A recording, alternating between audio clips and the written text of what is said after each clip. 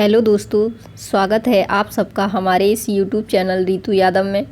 इस वीडियो में महालया अमावस्या के बारे में जानकारी दी जा रही है, तो आप ध्यान से सुनिएगा। सनातन धर्म में अमावस्या तिथि का विशेष महत्व है। हिंदू पंचांग के अनुसार हर महीने के कृष्ण पक्ष के अंतिम दिन यानी जो तिथि आती है उसे हम अमावस्या के नाम से जानते हैं। इस दिन चंद्रमा आकाश में अदृश्य रहता है और इसी कारण इसे पूर्ण अंधकार का दिन भी कहा जाता है। वैसे तो अंधकार सदैव बुरा माना जाता है, चाहे वो जीवन में हो या फिर आसपास। अंधकार तो अंधकार ही होता है, पर बावजूद इसके इस दिन को कई मायनों में आध्यात्मिक साधना के लिए भी उपयुक्त माना जाता है। इस दिन को ज्योतिषी दृष्टि से महत्वपूर्ण माना जाता है। इस दिन शनिदेव और माँ काली की पूजा का भी विधान है, पर यह दिन पितृदोष निवारण हेतु पूजा पाठ के लिए भी महत्वपूर्ण है। वैसे तो सभी अमावस्या पूजा पाठ के लिए विशेष हैं, पर आश्विन मास की अमावस्या का अपना अलग ही महत्व है। इस दिन को महालया अमावस्या के नाम से भी जाना जाता है।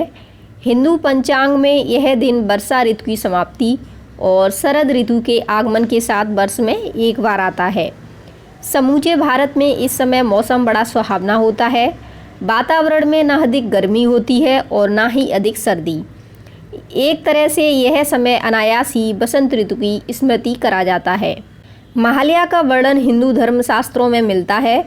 महालया का शास्त्रों में बड़ा महत्व बतलाया गया है। महालया के अनुष्ठान के बारे में अग्नि पुराण, पद्म पुराण, विष्णु पुराण जैसे कई अन्य पुराणों में चर्चा की गई है।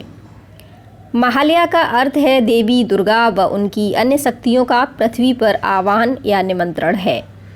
यह मंत्रोच्चारण के द्वारा संपन्न होता है।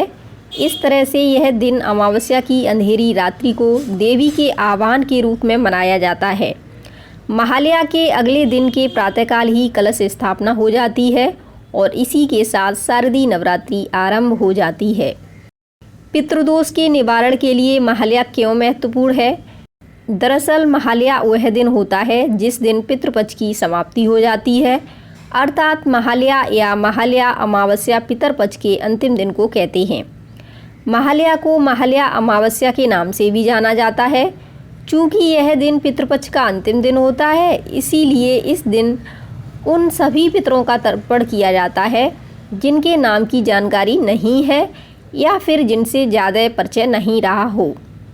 इस दिन का तर्पण उन सभी अज्ञात पितरों के निमित्त होता है जिनसे परिवार के सदस्य अवगत नहीं हैं। अब यही कारण है कि महालया के दिन को सर्वपितृ अमावस्या अथवा पितृ विसर्जनी अमावस्या भी कहा जाता है। कई स्थानों पर इस दिन को मोक्षदायिनी अमावस्या के नाम से भी जाना जाता है। इसलिए यह दिन उनके लिए विशेष महत्वपूर्ण है जो पितृदोष से पीड़ित होते हैं। पितृदोष के कारण व्यक्ति को जीवन में हर क्षेत्र में असफलता हाथ लगती है। व्यक्ति का जीवन निराशा से भर जाता है। इसलिए यदि आप भी इन दोषों को झेल रहे हैं तो इसका समाधान अवश्य कर लें। तो इस वीडियो में यहीं तक, मिलते हैं आपसे नेक्स्ट वीडियो में। जय माँ दुर्गा, जय माँ काली।